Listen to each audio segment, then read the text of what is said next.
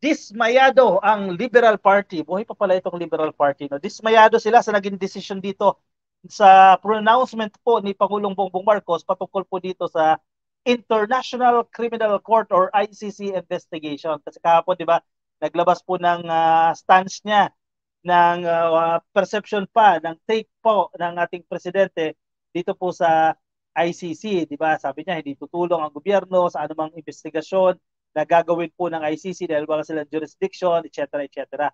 Abay na dismaya dyan, ka-coffee. Ang Liberal Party, abay, muling nag-iingay itong Liberal Party ha, mukhang magbabalik ito eh. Sino kaya ang mga pambato ng Liberal Party sa 2025 senatorial elections? Kasi nagsisimula na po silang gumawa ng ingay. Marcos stands on ICC probe weakens PH credibility as democracy champ, sabi ng Liberal Party.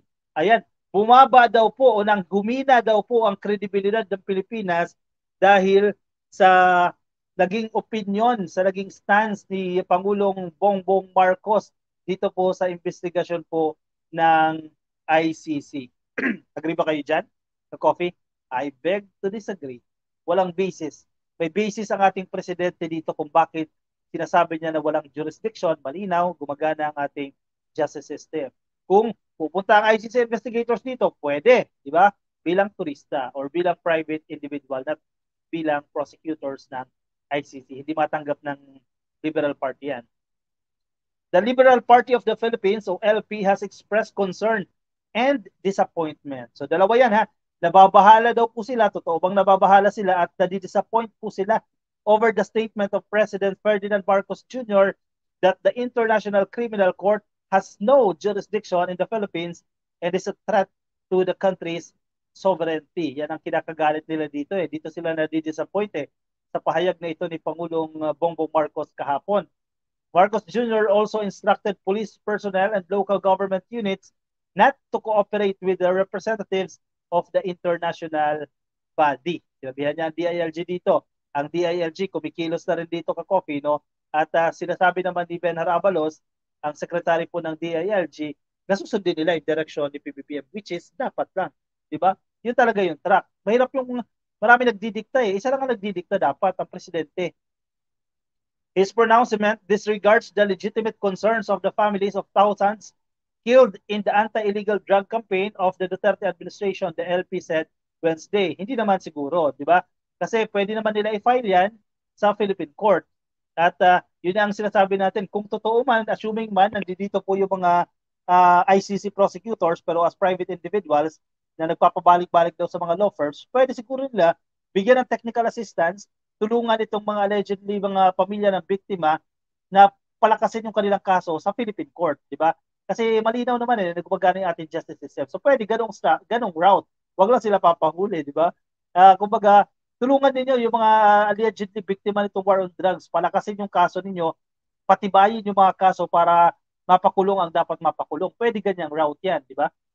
By obstructing the ICC's investigation, the administration betrays its sworn duty to uphold the rule of law and protect its citizens from human rights abuses, its statement said. Kung hindi gumagana ang judikatura o justice system natin dito sa Pilipinas, this move also further weakens the Philippines' credibility as a champion of democracy and the principles of international law, jeopardizing vital relationships with allies and partners. Pinatid din nila yung consequence, no? Lumala agad dito. Kumbaga, na-jeopardize daw po nito yung ating relasyon sa ating mga kaalyado, sa ating mga partner countries, no? Dahil sa naging stand na ito ng presidente, parang umangat agad yung speculation sila dito. I don't think ganyan yung magiging pagtanaw dito ng ibang mga bansa. The LP said the ICC's drug war probe provides an opportunity for an independent and impartial investigation as a complex and sensitive issue. Yun nga eh, wala kasi jurisdiction eh. Diba? Pag labag sa saligang batas yun eh, paano mo i-justify yan? By shutting the door of the ICC, the government hinders the possibility of closure for victims' families and impedes genuine accountability for potential human rights violation. Despite Marcos Jr.'s decision, the LP hoped that the ICC would expeditiously complete its investigation and lead to a rightful conclusion and the long-awaited accountability for all involved. Yan po yung kanilang hiling dito. Sino kaya yung makukulong dito if ever Paninindigan sa katarungan at karapatang pantao ang pundasyon ng isang responsable at mapagkakatiwalaang gobyerno. Nananawagan kami sa mga kapwa naming Pilipino na patuloy na magmatyag at tumindig para sa katotohanan, katarungan at pananagutan. Sabi po ng Liberal Party. Ang problema, hindi nyo na madidiktahan si PBBM ngayon. Kahit ano pang gawin ng Liberal Party, wala na yan, di ba? Dinisregard na sila ng administrasyon. Dinisregard na sila ng PBBM pagdating sa kanilang mga hirit dito. Kasi lagi naman tutol yan eh. Parang, meron pala, hindi pala lagi tutol. Meron din palang mga pagpuri din. Nakalimutan ko lang yan ka-copy. May pinuri din sila isang beses. No? Pero pagdating dito sa ICC, hindi pwede. Yan yung policy ng presidente. At again, may basis ito, may basihan ito. Saligang batas ang pinagbabatayan natin dito. Princess D, hi, akala ko ba may soberanya ang Pilipinas? Ang liberal talaga ha. Pag sa China, ipaglaban ang sovereignty, PBBM just protecting our sovereignty. Biktima 147, opo, red t-shirt tayo. Ay, sa Sunday yan, ka-coffee ha. Shoutout ka-coffee. Isang silent viewer si Josh Jenny Burgos. Happy viewing po sa inyo. Sana makapunta rin ako dyan sa Friday, sa Sunday, no? Sa Quirino Grandstand dyan, ka-coffee dyan sa may Luneta, no? Ano ba asahan sa kanila? Siyempre, pipilit nila yung paniniwala nila kahit sablay. Visit na rin ako kay Ivy, kay Senator Ivy. Pasikat na masyado, sabi ni Princess D.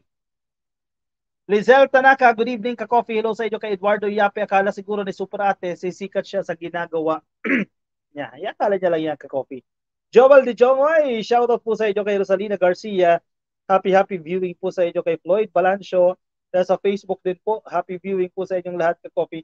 Ng mga nakikinig po sa atin ngayon sa Facebook, baka di pa po kayo napafollow sa ating Facebook page, pasuyin na nagka-coffee, like lang po yung follow.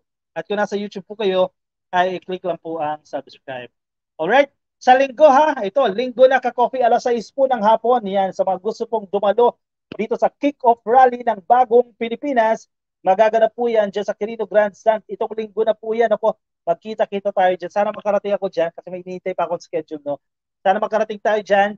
Magkita-kita tayo dyan sa Sunday, ha? Sa Quirino Grandstand. Kulay-pula daw po ang suotin natin para bilang pagsuporta sa administrasyon ni Pangulong Bongbong Marcos at sa mga pagbabago na gusto niya mangyari para sa bagong Pilipinas. Di ba? Ganda pakinggan, ha? Alright. Maraming salamat sa inyo ka-coffee sa pagsama sa akin ngayong araw po ng Webes. Magandang gabi po sa lahat ng ka-coffee natin na nakikinig pa rin ngayon, nakamonitor pa rin po sa atin.